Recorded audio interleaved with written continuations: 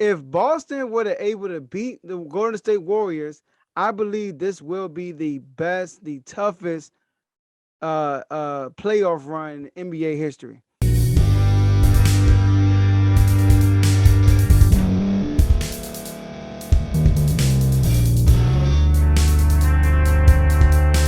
Welcome to Refuse to Lose. My name is Joe Jordan. I'm your host today. Today we're going to talk about that Boston Celtics versus the Miami Heat Game 7 game. Well, we're not about to talk about the game. I really want to talk about the Boston Celtics. So look, the Boston Celtics are a great team.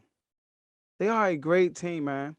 You look at their journey. First of all, Jay, listen, one thing I want to tell you guys. What I noticed is the two teams that are in the NBA Finals are the only two teams that have a core group of three players. Warriors, Clay, Steph, Draymond. Boston, Smart, Tatum, Brown.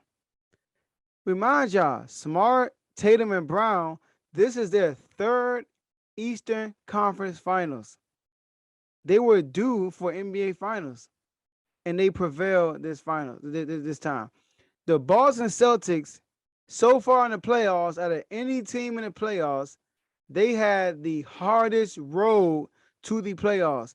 I always tell people the Dallas Mavericks in 2011 had one of the toughest roads to the championship, toughest championship runs. If Boston were able to beat the Golden State Warriors, I believe this will be the best, the toughest playoff run in NBA history.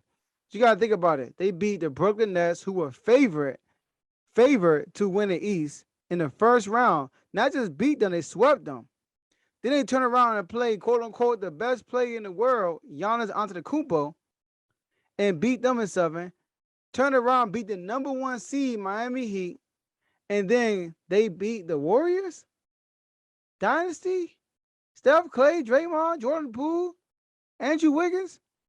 That would be the greatest finals, every the greatest playoff run in NBA history. Now, congrats to Jason Tatum for winning the Larry Bird Award. It's only fitting to give it to a Boston Celtic. Now, I watched the game. Like I live in Rhode Island, right? And I actually watched the game in Attleboro, Massachusetts, at Arugas on Washington Boulevard, right? So if you're in the area, you know exactly what I'm talking about. And they like these fans out here are die hard. Everybody in that restaurant were rooting for the Celtics. And some people didn't like the fact that Jason Tatum got the MVP award. They thought Jaylen Brown should have won. Now, before we talk about that discussion, Jason Tatum deserved that award. He had more points, rebounds, every statistical category. It was better than Jaylen Brown. So I don't know why people are saying that. Jaylen Brown did have a good game. He dropped 40 in a loss. Other than that, I mean, he was just basically an average player. Not average, but he played good, but he wasn't that much better than Tatum. So Tatum is finally in the NBA Finals. He has an opportunity to put his rank up for next season. Because I always say this, Tatum has the talent to be the best player in the NBA. If you look at Tatum, let's start off with his frame. Outside of Giannis, he has the best frame in the NBA. Also, Tatum is a great shooter. Tatum is a great scorer. Tatum is a great finisher at the rim. Tatum can also handle the ball very well. He's also a good passer. And guess what? One thing he stepped up this year, he is a great defensive player. People don't know this, but Jason Tatum led the NBA this season in defensive win shares. So Jason Tatum has an all-around game with a great team. He had the opposite. He should be the best player in the NBA. There's no way we should be saying Luka Doncic is better than Jason Tatum. But we're saying that because he's not consistent. So I'm glad that he actually is in the finals. He has the opportunity to shut all the noise that he is one of the best players in the NBA. Now, I'm one of those people that don't think he is because he is inconsistent. So he has the opportunity to prove me wrong. And I hope he does. I like to see greatness be great. Be great. Udoka, I got to give you props, man. I always told people this. Brad Stevens, good coach, but he's not a great coach for superstars. always the comparison I give for Brad Stevens is this. Brad Stevens and Phil Jackson are the total opposites. If you give Brad Stevens an underdog team, they will overachieve. If you give Phil Jackson an underdog team, they will remain underdogs. All right, they will be terrible. You give Brad Stevens superstars, they will underachieve. You give Phil Jackson superstars, they will win. That's how this is. The Brad Stevens, once Tatum, Brown, once these guys became stars, Brad Stevens could not handle the situation. So bringing in, like, think about it. Brad Stevens coached Butler, an underrated team every single year. So that's why I give Brad Stevens kudos for bringing in Udoka, bringing that toughness. Former NBA, former player. All right, he commands the room. I mean, they respect him. He has a defensive game plan, which is awesome. They are a great defensive team. So this is going to be a good. So I got to give Udoka props for coming into Boston and changing everything. They started off terribly.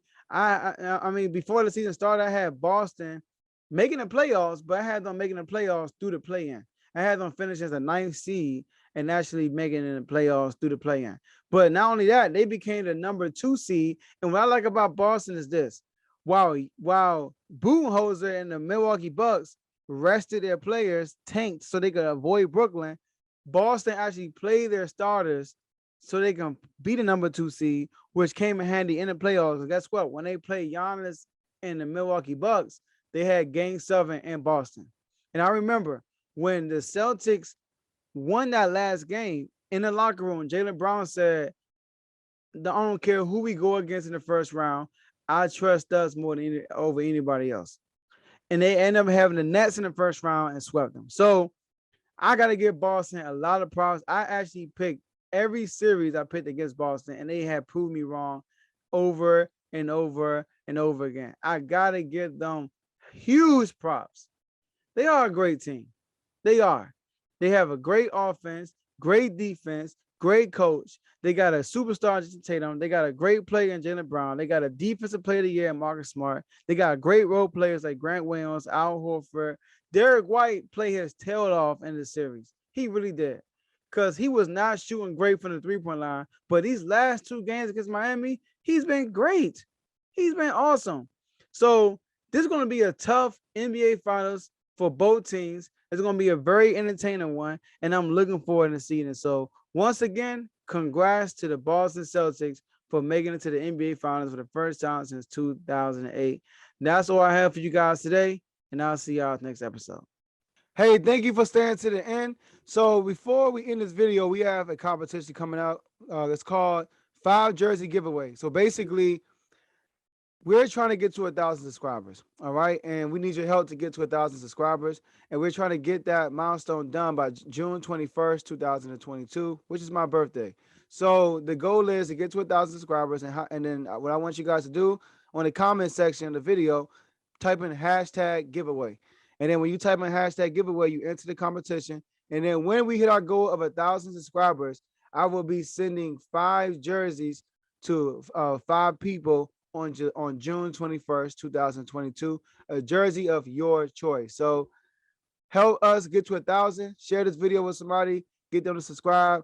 And guess what, guys? We'll see you on the next episode.